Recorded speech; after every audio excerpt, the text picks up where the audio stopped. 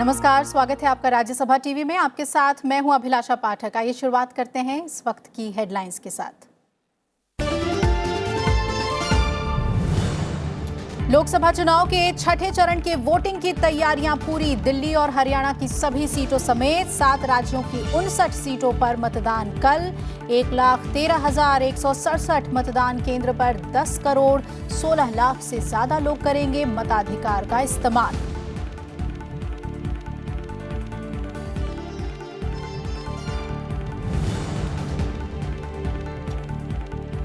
लोकसभा चुनाव के 7वें और अंतिम चरण के लिए प्रचार तेज। प्रधानमंत्री नरेंद्र मोदी की उत्तर प्रदेश के गाजीपुर और रॉबर्ट्सगंज में चुनावी जनसभा। गाजीपुर में कहा, गरीब जाति का हूं, गरीबी मिटाने आया हूं। विपक्ष पर साधा निशाना, कहा महामिलावटी दलों ने हुआ तो हुआ की तर्ज पर देश को लूटा।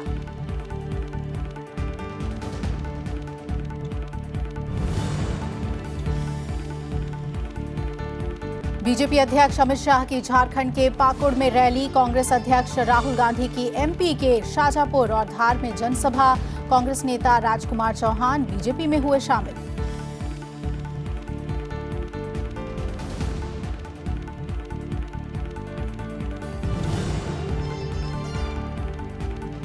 भारतीय वायुसेना की ताकत में इजाफा। सेना को मिला पहला अपाचे हेलीकॉप्टर। किसी भी मौसम में जमीन और हवा में निशाना लगाने में सक्षम। पहाड़ी इलाकों में दुश्मनों के हौसले पस्त करने और दुश्मन के इलाकों में घुसकर मारने की क्षमता।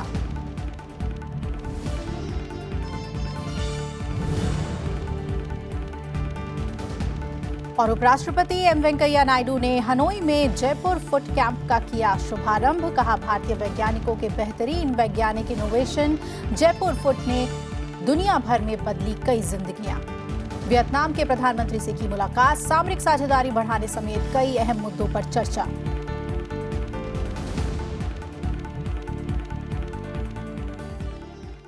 बुलेटिन की शुरुआत करेंगे इस वक्त की ब्रेकिंग न्यूज के साथ। आपको बता दें, पाकिस्तान के ग्वादर में पर्ल कॉन्टिनेंटल होटल पर आतंकी हमला हुआ है और इस समय सुरक्षा बलों और आतंकियों के बीच मुठभेड़ जारी है।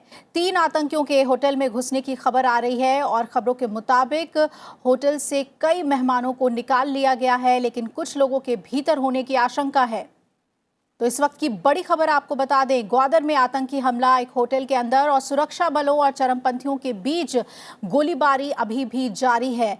बताया जा रहा है कि बलूचिस्तान के गृह मंत्री मीर जियाउल्लाह के मुताबिक पुलिस, फ्रंटियर कोर और अन्य सुरक्षा एजेंसियों ने होटल को अपने घेरे में ले लिया है। पर्ल कॉन्टिनेंटल होटल है जिस पर आतंकियों ने हमला किया है और पाकिस्तान में इस वक्त आतंकियों और सुरक्षा बलों के बीच मुठभेड़ जारी है। पर्ल कॉन्टिनेंटल पर आतंकियों के इस हमले के बाद मेहमानों को निकाला गया है वहां से, लेकिन कुछ लोगों के भीतर फंसे होने की आशंका है।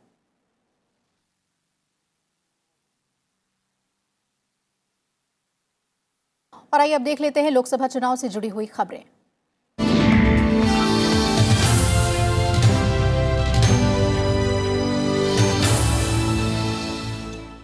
लोकसभा चुनाव के छठे चरण के मतदान की तैयारियां पूरी हो गई हैं। इस दौर में दिल्ली और हरियाणा की सभी सीटों समेत 7 राज्यों की 59 सीटों पर कल वोट डाले जाएंगे। तो तैयारियां हो रही हैं। आप देख सकते हैं तस्वीरों में 10 करोड़ 16 लाख से ज्यादा मतदाताओं के लिए 1,13,167 मतदान केंद्र बनाए गए हैं और पश्चिम बंगाल की 8 सीटों पर 71,000 से ज्यादा अर्धसैनिक बलों को तैनात किया जाएगा। हरियाणा में भी सुरक्षा के पुख्ता बंदोबस्त किए गए हैं।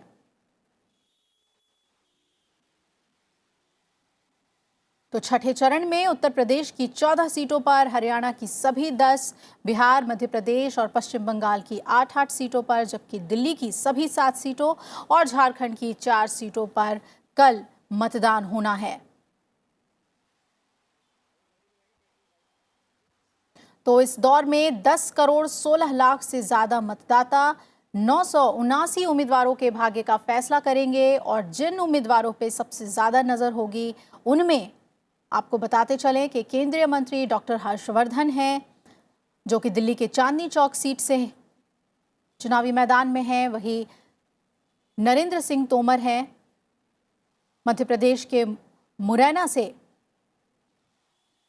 ये वीआईपी सीट्स आपको हम बता रहे हैं। राधा मोहन सिंह हैं बिहार के, जो कि पूर्वी चंपारण से इस बार मैदान में हैं, और दिल्ली की पूर्व मुख्यमंत्री शीला दीक्षित उत्तर पूर्वी सीट से चुनाव लड़ रही हैं।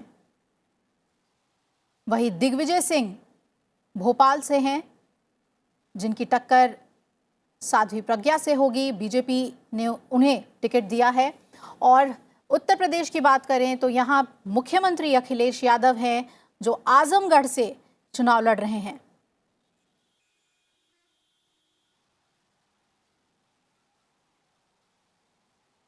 और किस तरह की चुनाव की तैयारियां हैं और इस चरण के महत्व को समझने के लिए हमारे 3 संवाददाता हमारे साथ जुड़ रहे हैं। नवविक्रम हमारे साथ जुड़ रहे हैं प्रयागराज उत्तर प्रदेश से, साथ ही रविंद्र श्योरान है हमारे साथ, और दिल्ली से पंचकुला से रविंद्र जुड़ गए हैं हमारे साथ, और दिल्ली से हमारे साथ मोहम्मद फातेह टीपू हैं। सबसे पहले आपके पास आना चाहेंगे हम रविंद्र, किस तरह से देखें, हरियाणा के सभी सीटों पर है मुकाबला जो है वो दिलचस्प है, आप लगातार कवर कर रहे हैं वहाँ पे, बताइए अभी चुनाव की तैयारियां कैसी हैं, मतदान को लेकर लोगों में कितनी उत्सुकता है कल के लिए? जी अभिलाषा, देखिए तमाम तैयारियां चुनाव आयोग की तरफ से यहाँ पर पूरी कर ली गई हैं, और अर्धसैनिक बलों के अलावा हरियाणा के पुलिस और उसके साथ साथ पंजाब और राजस्थान से भी अतिरिक्त पुलिस की टुकड़ियां जो है वो बुलाई गई हैं, ताकि किसी भी तरह के अनटूवर्ड इंसिडेंट को यहाँ पर टाला जा सके और शांति, भय मुक्त और निष्पक्ष मतदान यहाँ पर हो पाए। इसके लिए चुनाव आयोग की तरफ से तमाम तैयारियां कर ली गई हैं। जो इलेक्ट्रॉनिक वोटिंग मशीन के डिस्ट्रीब्यूशन का काम पूरा हो गया, तमाम जो पोलिंग पार्टीज है वो अपने अपने स्थानों पर पहुंच गई हैं, सीलबंद जो मशीनें हैं वो चेक करा दी गई हैं, और तमाम तैयारियों के बाद अब सबको इंतजार है कि किस तरीके से कल चुनाव मतदान होगा। पिछली बार 2014 में 71% मतदान यहां पर हुआ था। चुनाव आयोग ने इस बार काफी लंबे, करीब 2 महीने के स्वीप कैंपेन चलाए हैं, यहां पर मतदाताओं को जागरूक किया है, और कई स्वयंसेवी संस्थाएं और प्रोफेशनल ऑर्गेनाइजेशंस की हेल्प भी ली गई है, ताकि मतदान करने के लिए जो लोग आए उनको किसी तरह की दिक्कत ना हो, ऑफिस से छुट्टियां मिल सकें। और तमाम जो है विशेष तौर पर मॉडल पोलिंग बूथ्स यहां पर बनाए गए हैं। सखी मतदान केंद्र हर विधानसभा क्षेत्र में एक बनाया गया है। दिव्यांगों के लिए विशेष सुविधा की गई है। जो गर्मी है उसको देखते हुए मौसम का जो अनुमान है कि करीब 42 से 44 डिग्री तक यहाँ पर तापमान रह सकता है, उसके लिए पानी के प्रबंध जो है शेड लगाए गए हैं, डॉक्टर्स की सुविधाएं भी जो है वो दी गई है, और तमाम कोशिश चुनाव आयोग की तरफ से की गई है कि किसी भी तरह की तकलीफ जो है मतदाता जब आए, यानी हर लिहाज से जो तैयारी है वो बिल्कुल दुरुस्त तैयारी की गई है। दिल्ली की बात कर लें, दिल्ली में भी सभी 7 सीटों पर चुनाव होना है, और मोहम्मद फातेह हमारे साथ जुड़े हुए हैं। किस तरह की तैयारी राजधानी में देखने को मिल रही है मोहम्मद फातेह?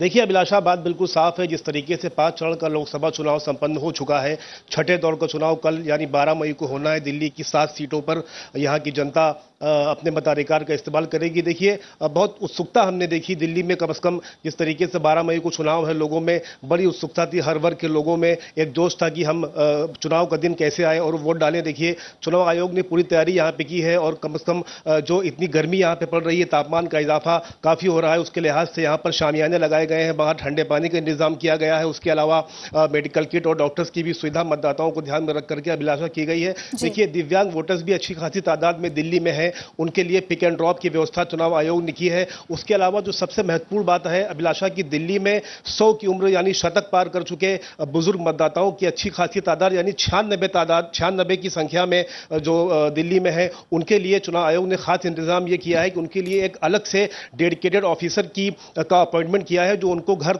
पे उनके जाएंगे और घर से सम्मानजनक स्थिति में उनको ला करके उनका वोट, अपने वोट का इस्तेमाल करेंगे बुजुर्ग, और उसके बाद में उनको फूलों की माला पहनाई जाएगी अभिलाषा, जिसके बाद वहां के लोग जो मौजूद रहेंगे उनके साथ सेल्फी लेंगे और उनका सम्मान करेंगे। देखिए बड़ी बात है कि लोकतंत्र के इस भागीदारी में किस तरीके से युवाओं के अलावा बुजुर्ग भी अच्छी खासी तादाद में हिस्सा लेंगे, ये भी अहम है। नजर होती है मोहम्मद फातेह, आपने बिल्कुल सही कहा, राजधानी पे खास तौर पे पूरे देश की नजर होती है, तो उसे लेकर उत्सुकता भी बहुत है यहाँ के जितने भी वोटर्स हैं उनमें। रुक कर ले हम नवविक्रम का हमारे साथ जुड़े हुए हैं। 14 सीटें हैं उत्तर प्रदेश के नवविक्रम, और खास खास तौर पे अगर बात करें शहरी इलाकों और ग्रामीण इलाकों में, तो किस तरह की तैयारियां देखने को मिल रही हैं?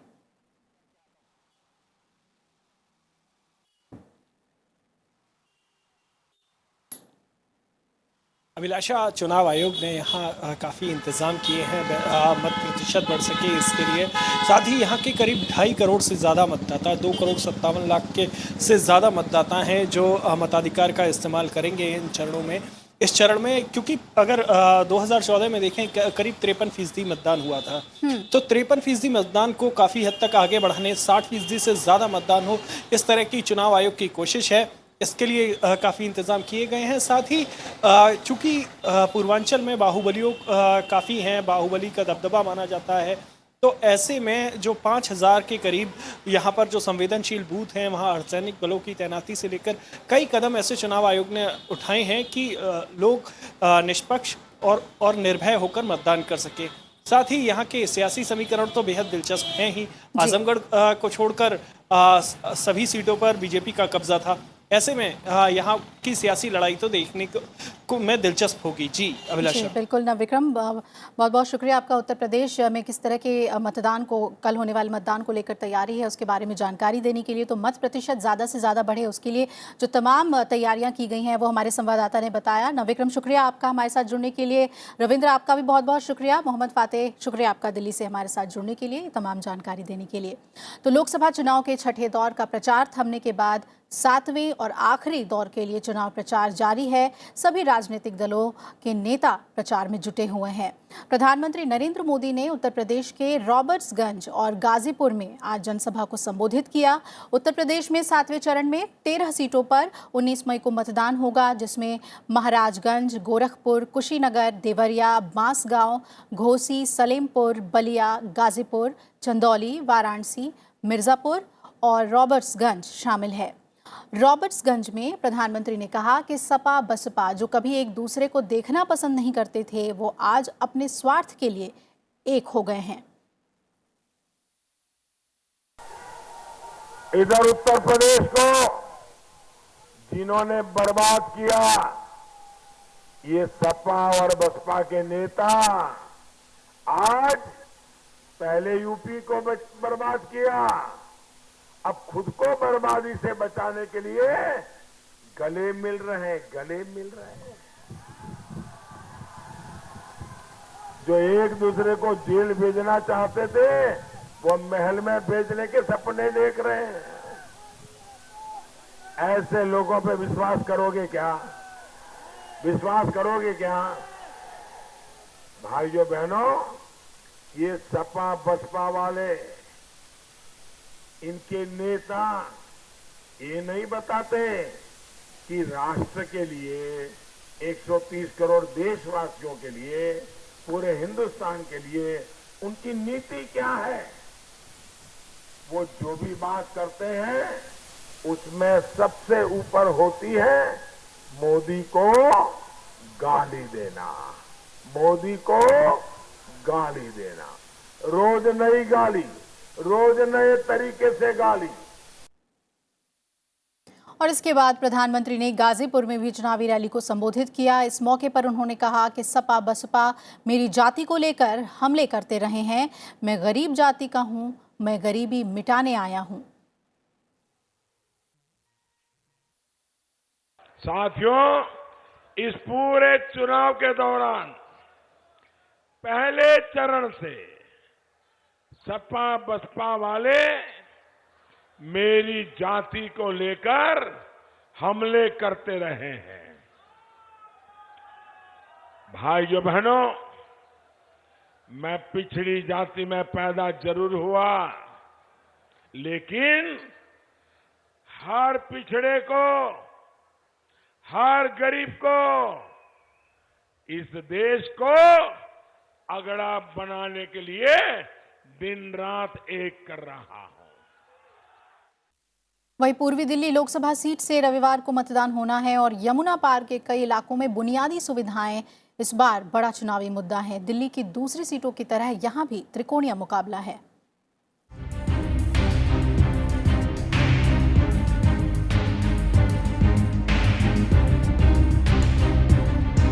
भीड़ भाड़ से भरी ये गलियां लक्ष्मी नगर की हैं, जो कि पूर्वी दिल्ली का एक रिहायशी इलाका है। आम बोलचाल में से यमुना पार का इलाका भी कहा जाता है। ये क्षेत्र पूर्वी दिल्ली लोकसभा सीट में आता है। घनी आबादी वाले क्षेत्र में कई इलाके ऐसे भी हैं जहां अभी भी बुनियादी सुविधाओं की जरूरत है। पार्किंग का है ना, पार्किंग की सबसे बड़ी दिक्कत है। रात को जो गाड़ियाँ इंक्रोचमेंट का सिस्टम यहाँ पे बहुत ज़्यादा है। गलियों में लोग हर जगह गाड़ियाँ फंसाई हुई हैं। और यहाँ पर सफाई का कोई ध्यान नहीं करता। कर्मचारियों आते हैं कूड़ा उठाने के लिए या सफाई के लिए, वो अपने मनमानी बाहरों बाहर रोड से निकल जाते हैं, गली के अंदर नहीं आते। महिलाएं और लड़कियां भी रोजगार और महिला सुरक्षा को बड़ा चुनावी मुद्दा मानती हैं। ये जो अभी जो गवर्नमेंट आए, जिसको मैं वोट दे रही हूँ, मैं उनसे यही अपील करना चाहती हूँ। मैं चाहती हूँ कि वो महिलाओं के लिए कुछ करे। वोट की बात हो रही है तो मैं ज़रूर बोलना चाहूँगी कि मैं चाहती हूँ कि इस एरिया में का ट्रांसपोर्टेशन थोड़ा सा अच्छा हो। पूर्वी दिल्ली निर्वाचन क्षेत्र 1966 में अस्तित्व में आया। यहाँ 16 लाख से ज्यादा मतदाता हैं। साल 2008 में हुए परसीमन के बाद दिल्ली विधानसभा की 10 सीटें इसमें शामिल हैं, जिनमें पटपड़गंज, लक्ष्मी नगर, त्रिलोकपुरी, विश्वास नगर, कृष्णा नगर, गांधीनगर, शाहदरा, जंगपुरा, ओखला और कोंडली विधानसभा क्षेत्र शामिल हैं। पिछले लोकसभा चुनाव में इस सीट से बीजेपी के महेश गिरी ने जीत दर्ज की थी। इस बार बीजेपी ने पूर्व क्रिकेटर गौतम गंभीर को मैदान में उतारा है। वहीं आम आदमी पार्टी ने आतिशी मारलेना को टिकट दिया है। वहीं कांग्रेस ने इस बार अरविंदर सिंह लवली को इस सीट से उम्मीदवार बनाया है। दिल्ली की 7 लोकसभा सीटों में से एक है दिल्ली की पूर्वी दिल्ली लोकसभा सीट, या यूं कहें दिल्ली का यमुना पार का इलाका। यहाँ की जो मेन समस्याएं हैं उनमें से एक है पार्किंग की समस्या, और कुछ समस्याएं हैं जो कि महिला सुरक्षा को लेकर भी लोग सवाल उठा रहे हैं। कैमरा पर्सन श्रीधर के साथ अंकुर श्रीवास्तव, राज्यसभा टीवी, दिल्ली।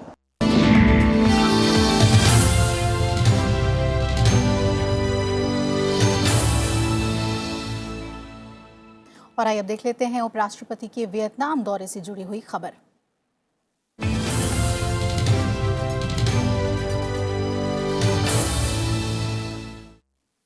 वियतनाम दौरे के तीसरे दिन उपराष्ट्रपति एम वेंकैया नायडू ने हनोई में वियतनाम के प्रधानमंत्री नुएन तन जुंग से मुलाकात की और इस दौरान दोनों देशों के बीच रणनीतिक और द्विपक्षीय सहयोग बढ़ाने पर चर्चा हुई।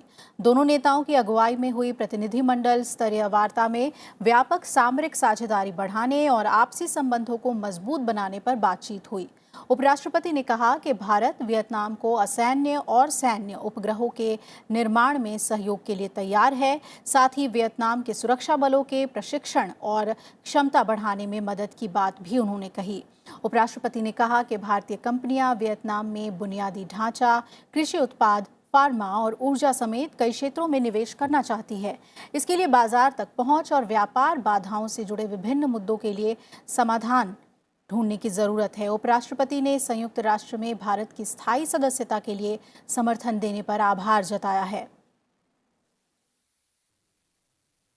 Reviewed the entire gamut of the bilateral relations as well as covered regional and multilateral issues of mutual interest. The cooperation that we have with Vietnam covers the areas of defense and security, trade and investment. We work together in capacity building as well as working together in the cultural and the information exchange fields. इससे पहले आज उपराष्ट्रपति M Venkaiah Naidu ने Vietnam की राजधानी Hanoi में Jaipur foot artificial limb fitment camp का शुभारंभ किया। उन्होंने वियतनामी लाभार्थियों से भी मुलाकात की और इस मौके पर उपराष्ट्रपति ने कहा कि शेयर और केयर भारतीय दर्शन का हमेशा से अहम हिस्सा रहा है। उन्होंने कहा कि जयपुर फुट ने दुनिया में लाखों लोगों की जिंदगी बदली। उपराष्ट्रपति ने वियतनाम के पूर्व राष्ट्रपति दिवंगत हो ची मिन्ह को भी श्रद्धांजलि अर्पित की। वियतनाम दौरे के तीसरे दिन उपराष्ट्रपति एम वेंकैया नायडू ने महात्मा गांधी की 150वीं जयंती के उपलक्ष्य में शुरू की गई मानवता के लिए भारत पहल के तहत वियतनाम में आयोजित Jaipur foot artificial limb fitment camp के वियतनामी लाभार्थियों से मुलाकात की।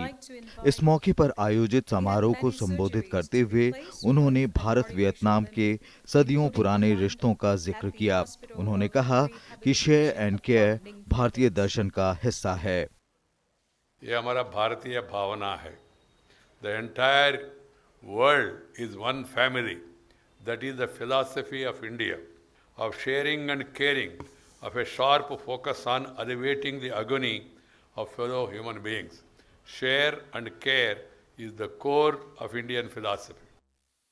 उन्होंने कहा कि जयपुर फुट भारत के महान वैज्ञानिक नवाचारों में से एक था जो दुनिया भर में कई जीवन बदल रहा है।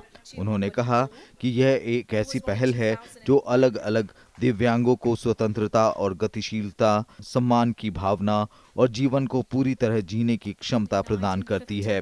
उपराष्ट्रपति ने दुनिया भर में लोगों को कृत्रिम अंग मुहैया कराने के लिए भगवान महावीर विकास सहयोग समिति के प्रयासों की भी सराहना की।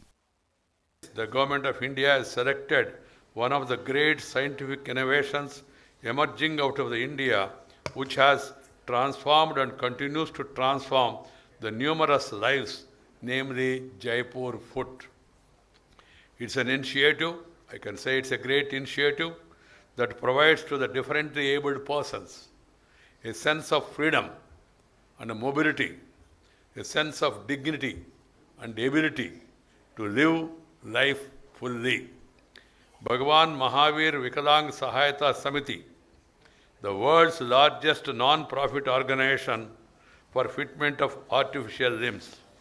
They have been doing a remarkable job within India across the globe. Jaipur foot जिसने कितने ही असहाय लोगों को चलने के लिए कदम दिए और उनकी जिंदगी को आसान बनाने में मदद की है और लगातार इस दिशा में आगे बढ़ रहा है।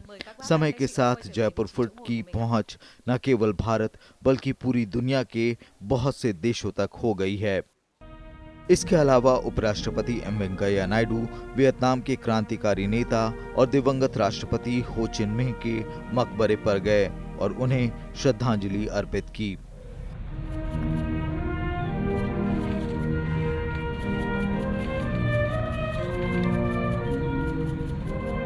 उपराष्ट्रपति ने हनोई स्थित भारतीय दूतावास में महात्मा गांधी की प्रतिमा पर श्रद्धा सुमन अर्पित किए। Rajkamal Rao, Rajya Sabha TV, Hanoi. भारतीय वायुसेना को पहला अपाचे हेलीकॉप्टर सौंप दिया गया है। अमेरिका के एरिजोना में बोइंग ने वायुसेना के एयर मार्शल एएस बुटोला को हेलीकॉप्टर सौंपा। अपाचे हेलीकॉप्टर दुश्मनों पर सटीक निशाने के साथ हमला करने में भी समर्थ है। इसकी मदद से ग्राउंड पर क्या हो रहा है, इसकी फोटोग्राफी भी की जा सकती है।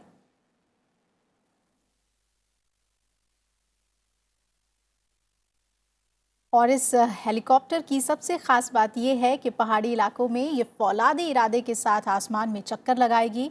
इसे भारतीय वायुसेना की ज़रूरतों के हिसाब से बनाया गया है। 22 अपाचे हेलीकॉप्टर्स के लिए 2015 में भारत और अमेरिकी सरकार के बीच समझौता हुआ था।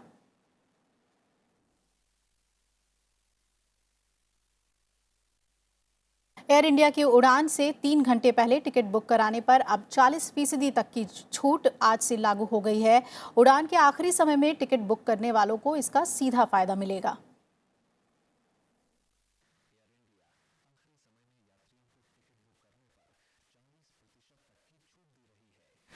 एयर इंडिया के मुताबिक उड़ान के पहले आखिरी समय पर टिकट बुक करने वाले किसी न किसी मजबूरी में ही सफर करते हैं।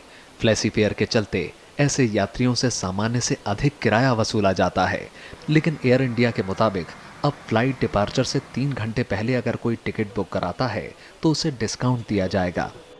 एयर इंडिया जो राष्ट्रीय वाहक है, अंतिम समय में यात्रा करने वाले, मतलब अचानक से अगर आपको कहीं यात्रा करना पड़ जाए, आपको गांव जाना पड़े, आपको घर जाना पड़े, एग्ज़ाम के लिए जाना पड़े या इंटरव्यू देने जाना पड़े या कोई इमरजेंसी कुछ आ गया और आपको यात्रा करना पड़े, तो ऐसे में एविएशन इंडस्ट्री में क्या होता है कि वो टिकटें बहुत महंगी होती चली जाती है।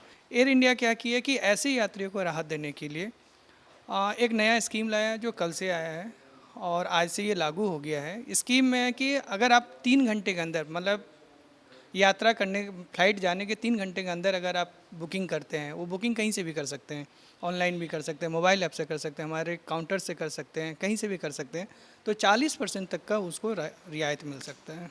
एयर इंडिया के इस फैसले से उन यात्रियों को राहत मिलेगी जिन्हें इमरजेंसी में अधिक दामों में टिकट खरीदना पड़ता था। ये फायदा काउंटर वेबसाइट ऐप या एजेंट के माध्यम से की गई टिकट बुकिंग पर भी मिलेगा।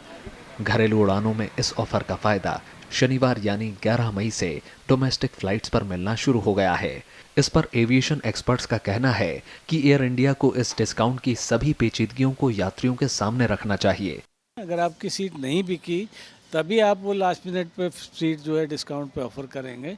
पर जैसे मैंने पहले बार भी कहा कि एक तरफ आप फेयर्स आपके बढ़ते जा रहे हैं लास्ट मिनट से पहले, और फिर बिल्कुल लास्ट मिनट पे आके आप उन फेयर्स को एकदम डंप कर रहे हैं, तो उसमें वो आप कितना उस चीज़ को रिकंसाइल कर पाते हैं, वो अपने आप में एक क्वेश्चन मार्क है। एयर इंडिया के इस कदम से मुसाफिरों की सकारात्मक प्रतिक्रिया सामने आ रही है। एयर इंडिया ने जो भी डिसीजन लिया बहुत अच्छा है, उन्हें और भी अच्छी सर्विस सेवाएं देनी चाहिए ताकि लोगों में उत्साह रहे और एयर इंडिया जो लॉस में चले वो प्रॉफिट में चले। हाल ही में एयर इंडिया वाणिज्यिक समीक्षा बैठक में इसका फैसला लिया गया था, जिसका मकसद यात्रियों को सुविधा देने, फ्लाइट को फुल करने और एयर इंडिया की आय बढ़ाना है।